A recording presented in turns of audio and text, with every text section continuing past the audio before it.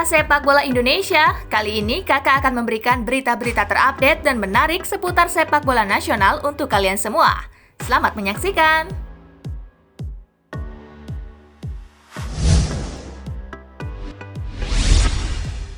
Fase grup Piala AFC digelar secara sentralisasi.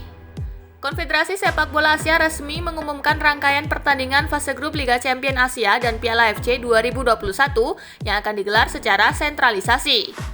Fase grup LCA akan dilangsungkan secara terpusat di zona Barat dan Timur, sedangkan Piala AFC dihelat di 5 zona yakni Barat, Selatan, Tengah, Timur, dan ASEAN.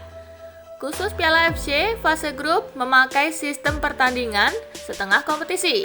Artinya masing-masing tim hanya berjumpa satu kali.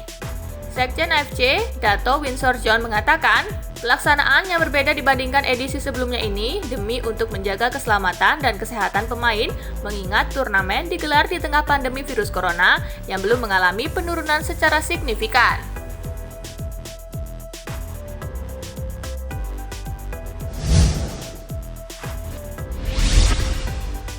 Harapan pelatih Bali United terkait drawing phase grup Piala AFC 2021. Pelatih Bali United, Stefano Kugura, berharap sudah mendapatkan kepastian jadwal dan lokasi pertandingan ketika undian fase grup Piala AFC 2021. Bali United menjadi satu dari 2 wakil Indonesia di ajang Piala AFC 2021. Mereka langsung lolos ke fase grup karena berstatus jawara Liga 1 2019. Sementara Persipura Jayapura terlebih dahulu berjuang dari babak playoff. Undian fase grup tentu sangat dinanti Fadil Sausu dan kawan-kawan yang tak ingin kecewa lagi. Dari 9 partai edisi 2018 dan 2020, Bali United hanya 2 kali menang, 2 kali imbang, dan menelan 5 kekalahan. Mudah-mudahan kami berada di grup bagus buat bisa lolos dari grup. Saya juga ingin segera mengetahui jadwal dan di mana kami akan bermain, ucap Teko.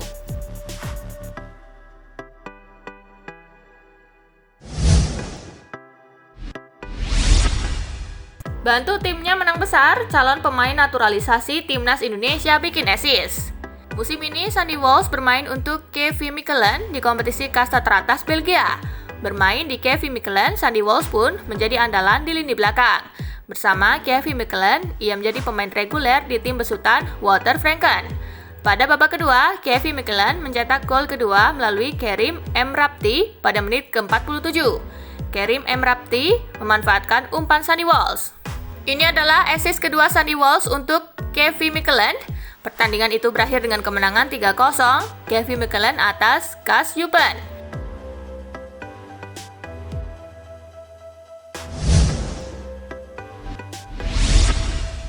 Timnas U22 akan kembali TC di Jakarta mulai awal bulan depan. PSSI berencana kembali menggelar pemusatan latihan atau TC untuk Timnas U22 Indonesia. TC tersebut rencananya akan dimulai awal bulan depan. Timnas U22 disiapkan untuk berlaga di ajang multi-event SEA Games 2021 yang akan digelar di Vietnam pada November hingga Desember mendatang.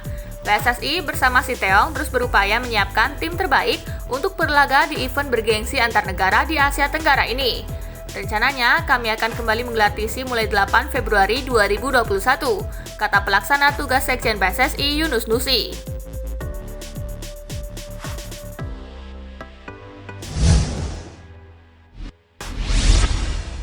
Sinteyong berbagi cerita tentang Asnawi Mangkualam. Sinteyong berbagi cerita tentang Asnawi Mangkualam ke media Korea Selatan, Chosun. Dia mengatakan bek Timnas Indonesia U22 itu punya kualitas lengkap untuk bermain di negeri gingseng. Sejumlah media Korea Selatan mengklaim Asnawi Mangkualam akan bergabung dengan Ansan Greeners, klub K-League 2 atau kasta kedua Liga Korea Selatan. Sinteyong pula yang mempromosikan Asnawi Mangkualam ke Ansan Greeners. Berkat rekomendasinya itu, pemain PSM Makassar dipandang sebagai pemuda menjanjikan. Ketika ia menunjukkan kelebihannya, ia mengejar dan mengadang pemain lawan hingga kemanapun. Dia tidak pernah mundur dari bermain dengan nyali. Dia memperkenalkan gaya bermainnya sebagai pemain yang kuat, kata Sinteyong dalam wawancaranya dengan Chosun Minggu 25 Januari 2021.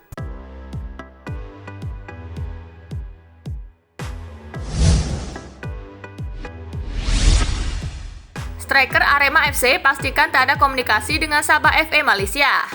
Striker Arema FC Kushedia Haryudo memastikan bahwa saat ini tidak ada komunikasi apapun dengan Sabah FA meski namanya ramai dikaitkan dengan klub kontestan Liga Super Malaysia itu.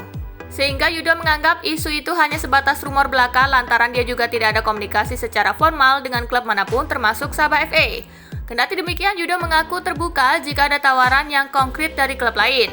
Terlebih statusnya di Arema FC juga belum pasti, menyusul tak kunjung jelasnya kapan kompetisi Liga 1 2021 bergulir.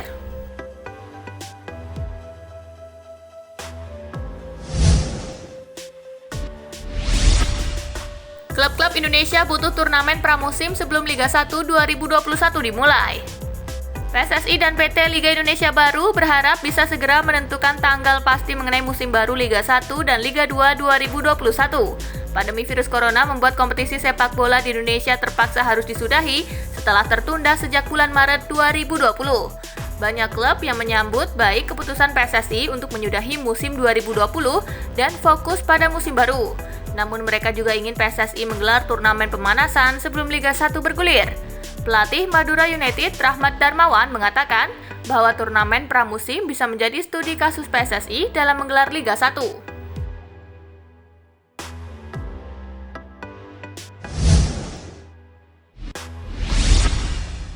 Pembatalan kompetisi mengurangi kepercayaan sponsor. Pembatalan Liga 1 2020 berdampak besar terhadap Borneo FC. CMO Pesut Atam Novi Umar menyebut butuh kerja keras mendapatkan sponsor untuk musim 2021. Kendati sudah memutuskan kedua kompetisi tersebut dibatalkan, PSSI belum menentukan bergulirnya musim 2021. Persoalan tersebut bakal dibahas ketika Kongres tahunan dilaksanakan pada bulan depan. Tetapi tentu akan sangat sulit di musim ini. Yang pertama, kami harus bisa meyakinkan sponsor. Sebab dengan dihentikannya kompetisi sudah pasti mengurangi kepercayaan pihak ketiga pada sepak bola Indonesia, kata Novi dikutip laman resmi klub.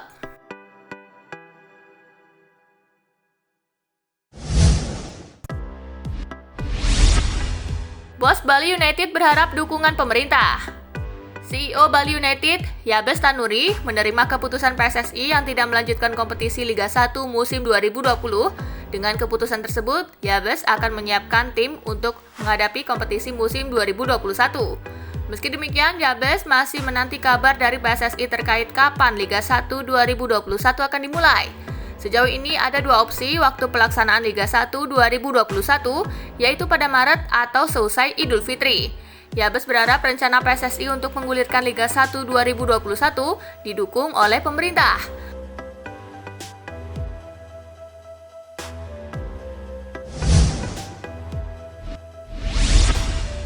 Menerapkan variasi latihan, pemain Persikabo menjalani aktivitas yoga bersama.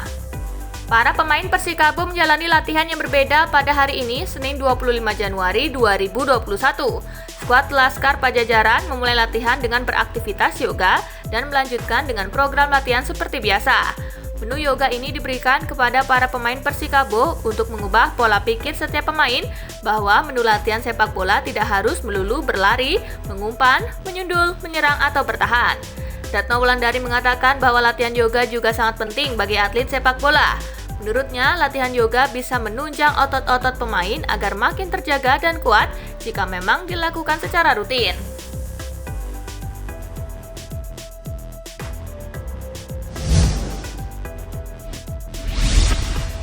Nah, itulah tadi, gengs, berita-berita menarik dan terupdate seputar sepak bola nasional. Simak terus ya berita-berita menarik lainnya dari Spasi Football Indonesia. Sampai jumpa di pembahasan selanjutnya.